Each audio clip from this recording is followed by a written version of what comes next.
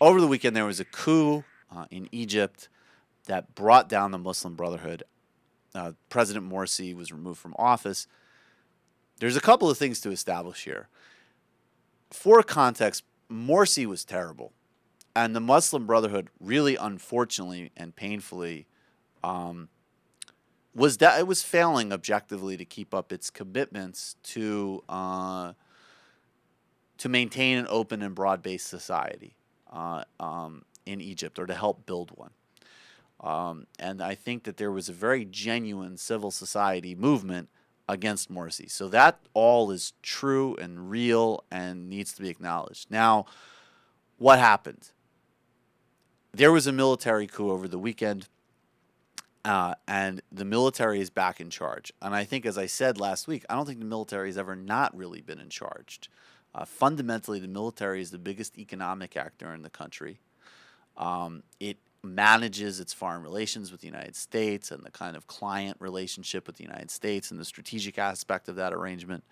And it seemed like they were okay with a sort of arrangement with the Muslim Brotherhood where Morsi would have a more discretion on pushing a more domestic, socially conservative agenda. And the economy and the kind of core interest in the military would not really be challenged. Now, I think some of the reasons why that they stepped back from that arrangement was, one, because of this genuine public unrest, but also because the economy has been terrible and incredibly stagnant since the overthrow of Mubarak, and there's a variety of factors behind that.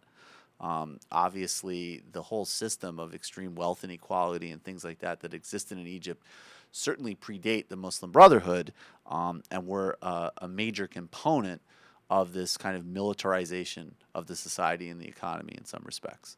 But nonetheless, Morsi was not doing what needed to be done. He even went to the point, and this was a kind of interesting tipping point. He actually appointed a regional governor in the province of Luxor, which is a really crucial tourist destination. He appointed a guy governor who used to be a member of a terrorist group which claimed responsibility for killing 50 something tourists in Luxor in 1997.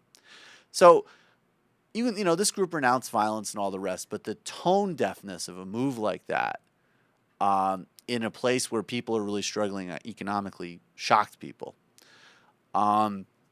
This movement is made up of many different components. It's made up of people from the liberal civil society who are just scared by Morsi.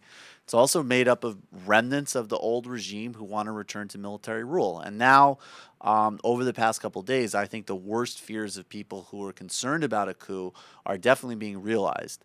And those are the following. One is that, yes, the Muslim Brotherhood was failing in a lot of ways in government, but you know what? They won an election, and it was their turn to attempt to govern. And you've seen it in places. You saw in Algeria in the early 90s, a conservative Muslim party won an election. They didn't govern particularly well. They were overthrown by the military. And what happened? They were deeply and further radicalized. And you're already seeing that.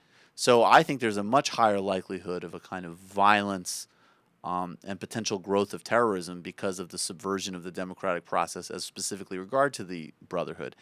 And of course, the bigger most immediate context is the military killing 51 supporters of the Brotherhood, going out and mowing people down in a demonstration, exercising their democratic right to protest, to put their president that they democratically elected back in office. The military is shutting down media, arresting key members of the Muslim Brotherhood.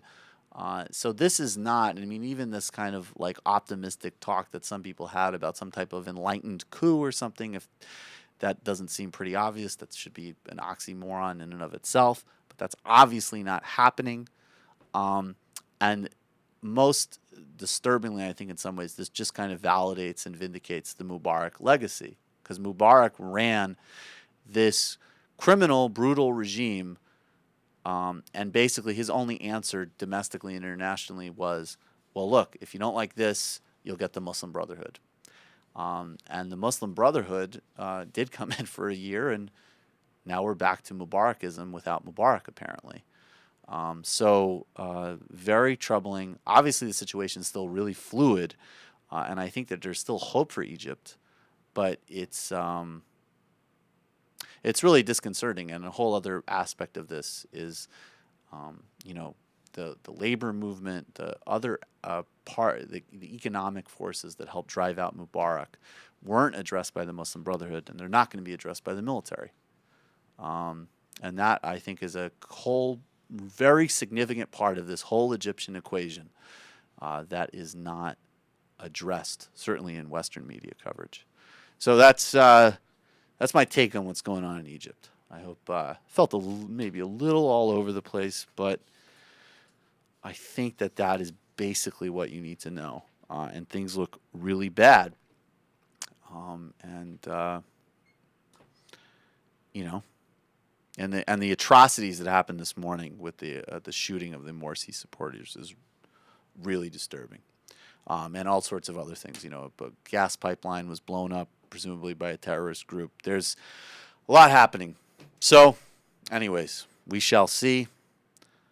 But Mubarakism seems to be returning without the old man at the helm.